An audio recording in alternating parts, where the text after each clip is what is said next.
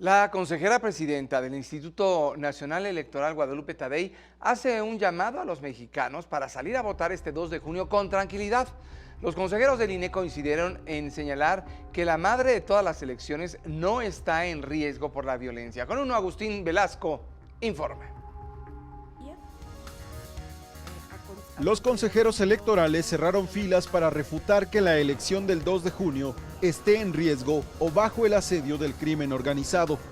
En sesión extraordinaria del Consejo General, rechazaron una solicitud de Morena y el Partido del Trabajo para realizar una campaña de difusión en donde se informe a la ciudadanía que puede salir a votar con tranquilidad el 2 de junio. Guadalupe Tadei, consejera presidenta del INE, afirmó que el derecho al voto está garantizado. Que las acciones que estamos tomando en materia de seguridad son contundentes, son específicas y abarcan todo el territorio nacional. E invitamos a todos los que cuentan con su credencial para votar, que salgan y salgan tranquilos. Por su parte, los consejeros electorales Arturo Castillo y Ukip Espadas coincidieron en que no hay indicios para hablar de una narcoelección. No tenemos ningún elemento para pensar que esto sea una narcoelección. Es cierto que existen temas de violencia y de inseguridad en el país que tienen que ser atendidos, pero de ahí no se sigue en forma alguna que la elección esté en riesgo. No hay ningún riesgo, ninguno en lo absoluto, de que esta elección se parezca a algo que llegue a asemejar una elección controlada o definida por el crimen organizado. La consejera Carla Humphrey pidió a los partidos políticos dejar de polarizar el proceso y hacerse cargo de la parte que les corresponde. Y también es un reto por parte de los partidos políticos de dejar de polarizar el proceso electoral. El tema del crimen organizado y de las candidaturas y el financiamiento ilegal a las campañas tiene que ver con los partidos políticos y con las fuentes de financiamiento a las que les dan acceso. Finalmente, la consejera Claudia Zavala aseguró que el INE cumplirá su papel como organizador de los comicios. Que la ciudadanía se quede con la plena certeza de que el INE está trabajando, haciendo lo que le corresponde hacer, coordinado con las autoridades que se tiene que coordinar para darle y rendir cuentas a las y los ciudadanos. Con imágenes de Carlos Alberto Rodríguez, con uno, Agustín Velasco. Por su parte, el consejero del INE, Martín Faz, informó que las casillas electorales para la jornada del próximo 2 de junio se instalarán principalmente en escuelas y lugares públicos. De las 170,000 casillas, más del 54%, estarán ubicadas en planteles escolares.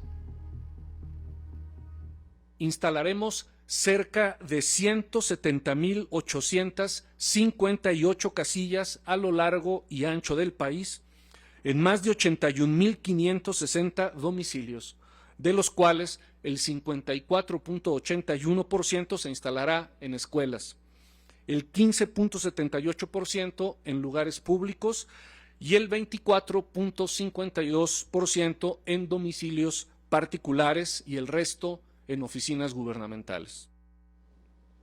El INE informó que cuenta con el número de ciudadanos necesarios para participar como funcionarios de casilla en la jornada electoral. El presidente de la Comisión de Capacitación Organización Electoral, el consejero Martín Faz, señaló que se ha contactado ya al 97% de los 13 millones de ciudadanos insaculados. Más de 2,5 millones han dicho que sí al INE, mientras que 9 millones dijeron que no. Argumentaron impedimentos laborales. El próximo 6 de abril, los 2,6 millones de ciudadanos entrarán a un nuevo sorteo. Comenzarán con la segunda etapa de su capacitación. Nos han dicho sí un total de 2,636,388, es decir, ya más del 1,5 millones que requerimos. Okay. Claro, como te digo, no necesariamente en todos los, quiere decir que en todos los distritos o en todas las secciones tengamos ya el número completo. Todavía tenemos algunas secciones en donde no tenemos el número completo. 9,7 millones son las personas que nos han dicho que no, o sea que ha habido un rechazo. La gran mayoría es fundamentalmente por asuntos laborales, que es lo que ellos alegan. Okay. Evidentemente la ley señala que los empleadores deben de dar facilidades a sus empleados para acudir. Por unanimidad, el Pleno del Tribunal Electoral del Poder Judicial de la Federación dejó sin efecto el mecanismo de seguimiento a las campañas electorales creado por la Comisión Nacional de Derechos Humanos. También invalidó y ordenó el retiro del primer informe que presentó la Comisión sobre la Violencia Política para la Protección del Derecho a la Democracia. Determinó que incurrió en un exceso. Con uno, Rubén Rojas informa. La Sala Superior del Tribunal Electoral del Poder Judicial de la Federación declaró ilegal el mecanismo de seguimiento de las campañas electorales iniciado por la Comisión Nacional de los Derechos Humanos, pues la CNDH carece de facultades para intervenir en temas electorales. El proyecto no propone amordazar a la Comisión Nacional de Derechos Humanos ni realiza una interpretación regresiva respecto de los derechos humanos o la democracia.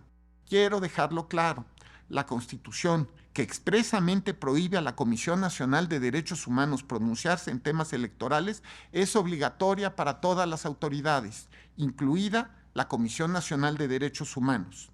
Por unanimidad, los magistrados electorales ordenaron a la CNDH frenar la difusión del primer informe sobre violencia política para la protección y defensa del derecho a la democracia, pues además de ilegal, contraviene el principio de imparcialidad y equidad de la contienda electoral. Lo cierto es que durante un proceso electoral, los pronunciamientos de órganos de gobierno en los que refieren la supuesta existencia de irregularidades, además de no respetar los derechos procesales de las personas involucradas e invadir atribuciones de las autoridades electorales, es claro que tienen incidencia en dichos procesos y en el ánimo de los electores. Señalaron que la CNDH transgredió el desarrollo del proceso electoral en curso. Construyó un registro que dará seguimiento a las campañas, a los discursos de las candidaturas, las plataformas propuestas, los spots y la propaganda, ya incluso a los eventos, así como a las noticias y opiniones emitidas en medios de comunicación y redes sociales. De esta manera, la Sala Superior ordenó a la CNDH retirar de su portal web el apartado sobre el primer informe sobre violencia política para la protección y defensa del derecho a la democracia. Declarar inválido el mecanismo para vigilar las campañas electorales en el actual proceso electoral implementado por la Comisión Nacional de Derechos Humanos y dejar sin efectos el primer informe sobre violencia política. Con imágenes de Gregorio Álvarez, con uno, Rubén Rojas. Gracias, secretario. Con uno, Alejandra Cuyen, analista política. Alejandra, buenas noches. ¿Cómo ves el ambiente electoral? Qué gusto saludarte. Querido Pablo, qué gusto saludarte. Mira, el ambiente, veo un INE que ya está trabajando, que está además teniendo magníficos resultados, con buena respuesta de la población. De hecho, en la encuesta que sacó el INEGI de confianza institucional, el INE aumentó la confianza de los ciudadanos. Es decir, creo que el ámbito en ese sentido es positivo. Sí creo que el tema de violencia es muy delicado y aunque si bien el INE dice que es necesario que los partidos dejen de politizar al respecto, la realidad en las localidades es mucho más compleja, porque cuando la violencia a secas está en la vida cotidiana de la gente, pues esto influye en el ánimo de los ciudadanos, no solo en por quién van a votar, sino en el miedo a salir a la calle y en todo lo que implica la vida cotidiana y la vida cívica de los mexicanos. Creo que ese es un tema no menor y que el INE debe de tener mucho cuidado en cómo lo van a trabajar. Coincido con los ciudadanos consejeros en que no se trata de decir que esto es una narcoelección, yo también creo que no lo es, pero eso no quiere decir que no hayan regiones, vastas regiones, en las que el crimen organizado tiene una presencia que va a afectar o que puede afectar el clima electoral el 2 de junio. Ya de la Comisión de Derechos Humanos, mi querido Pablo, casi no quiero ni hablar, porque es una vergüenza más de la Comisión, es lastimoso ver en qué se convirtió aquella Comisión de Derechos Humanos que tanto tiene que trabajar en un país. fustigado por la violencia, pero además por las agresiones y por las incompetencias de buena parte de las instituciones federales que no están haciendo su trabajo o que incluso incurren en faltas que afectan a los ciudadanos. Es una pena ver lo que están haciendo, pero nada que nos sorprenda a estas alturas del sexenio, mi querido padre. Este sexenio, pues la verdad es que se han echado a dormir, no han hecho nada. Pero por otro lado, me gustaría preguntarte, ¿por qué llaman a salir a votar con calma, que no es una narcoelección? ¿Por qué recalcarlo? O sea, ¿cuál sería la preocupación del INE? ¿Tú cómo lo lees? A ver, yo veo, por supuesto, los candidatos del frente, del frente PAN, PRI, PRD, que han hecho mucho énfasis en lo que la violencia está generando en muchos estados y en muchos municipios del país.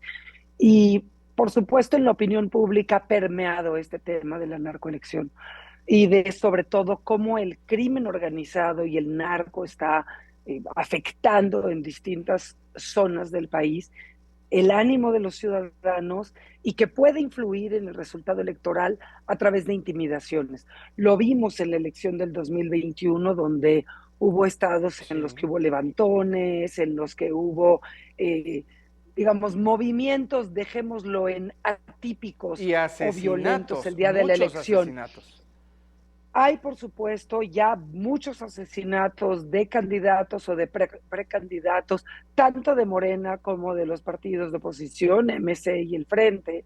Estamos hablando de un crimen organizado que está por todos lados, Pablo, que está desde quemas de autos, lo acaban de ver en Chiapas hace unos días, pero te vas a cualquier municipio del país y tienes esta presencia del narco que está por todos lados y donde además se sabe que hay mucho dinero del crimen organizado que está permeando en las campañas. Claro. Y hablo en términos genéricos, no en términos particulares, sobre todo a nivel municipal. Y esto puede generarte mucha intimidación, puede generarte, pues, por ejemplo, hacer que la gente no quiera salir a votar. Entonces creo fácil para el INE salir y decir, no, salgan tranquilos, aquí no pasa nada. Sí, sí. Creo que está muy bien tratar de promover el ánimo por ir a votar y el decir a la gente que van a estar protegidos, pero creo que no es suficiente, Pablo. Creo que realmente el gobierno federal tendría que mandar una señal de que pues, la Guardia Nacional, si no van a ir a combatir al crimen organizado, que salgan a defender a la ciudadanía para que puedan votar en paz, porque son cientos de municipios los que están, digamos, fustigados por el crimen organizado y donde la gente sí tiene miedo de salir a votar porque muchas presidencias municipales están o ya bajo la mira del crimen organizado o de plano con injerencias directas. Pues entonces, no es menor, no es lo mismo lo que se ve desde el ámbito federal a lo que se ve a nivel local. Y es ahí donde tienen que entrar las fuerzas federales, Pablo. Ahí hay que poner el ojo. Muchísimas gracias por tu análisis, como siempre. Qué gusto saludarte. Nos vemos pronto. Excelente Semana Santa. De nuevo, es importante que a la gente no le dé miedo votar, pero que los protejan. Pues que así sea. Muchísimas gracias, Alejandra.